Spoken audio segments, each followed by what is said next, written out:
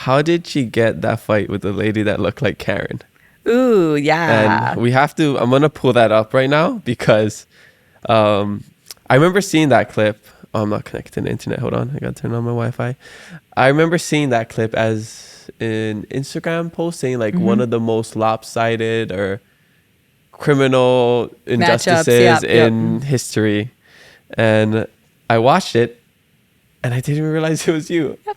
I remember I seen it and I probably thought like, oh yeah, that's Ilima, but like it didn't stick with me register until you were coming on the podcast. And if you haven't seen this, you guys have to right there. Ilima Macfarlane. Your record was 0-0. Yeah, this is my pro debut. So your pro debut versus Katie Castro 0-3. Yeah. That already says something. Yeah. So I was explaining before. Right there.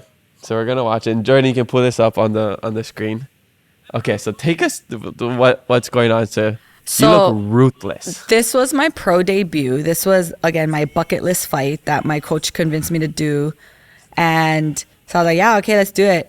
And this was out on the res, which is like the Indian reservation, one of the reses up in San Diego. So anyway, I had so many friends and family there. Like there was family that flew up from Hawaii for this, and they put me very last. So this is like after midnight, and I was so over it that I was like, I just want to get this over with. And boom. I think it ended about 15 seconds. Oh, and then this is the one that got me. Finish her. Yeah, on her knees, no mercy. So pretty much you can see she actually like grabs my hair right there. Boom. She grabbed my hair. I didn't notice that. And I went boom. So you got mad at that point. I did get mad. And then this one was like it was the Mortal Kombat finisher. Yeah, finisher. Yeah, so, I mean, obviously she's not like a trained fighter. There's different levels to fighting for sure. There are people that take it seriously and actually train. Then there's those that like don't take it seriously, but whatever, like they still are like, okay. And then there's those that think that they can fight and they probably do like bar brawls or something. I'm pretty sure she was part of that crew, like bar brawl crew that just thinks they could fight. And, you know, there's plenty of dummies like that. But anyway... So yeah, I knocked her out. I think she actually shat herself, and yeah, the paramedics told us that afterwards that like, oh yeah, she shit her pants. That's crazy. And then yeah, that was my pro debut, and it ended up going viral like months later. It went viral. It was like Soccer Mom versus MMA fighter, and since then it resurfaces like every few months. It's great. Like when the whole Karen craze started, and they're like, when Karen wants to speak to the manager.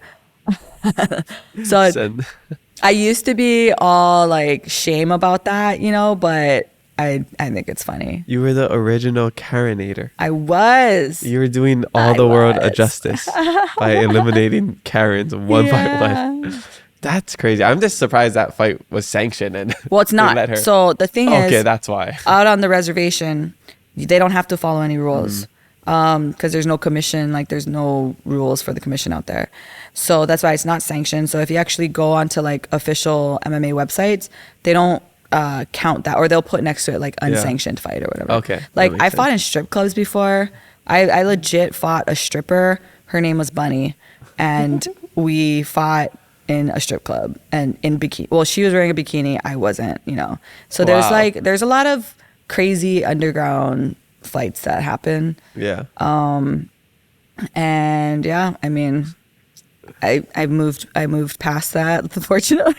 At least that wasn't your highlight of your career.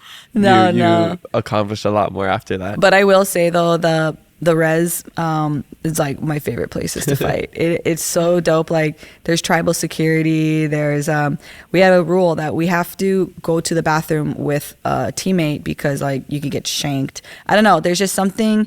It's there's something dangerous and like thrilling about that kind, and it's like the true started from the bottom. Now we're here. Like for real, it's like the res has always been some of my favorite places to fight. Okay. Wow. That's gnarly. Yeah. I wonder what happened to that lady, Katie Castro. We Googled her. We couldn't find her. So check this out. We ended up, a guy signed up at my gym recently, like a couple months ago. And yeah, I've been trying to kind of find out, how's she doing too? Like, there's a reporter that had contacted me. He wanted to do a story on it. I'm like, dude, I don't know where she is. I don't even know what she looks like. This guy ends up signing up at my gym, and he's like, it's funny. I actually know that Katie Castro girl that you fought. I'm like, what? He's like, yeah, she's my friend's mom. I'm like, holy shoot, what? How is she doing? What's Is she dead? What's her story? And he's like, no, she's doing really well. She's actually a nurse. So yeah, I was like, cool. All right, that makes me feel better. Maybe after you knocked her out, she was like, she's being taken care of by all these nurses, and it motivated her to become a nurse and help out others. Silver lining. All because of you. Silver lining. Look Meant at to that. be.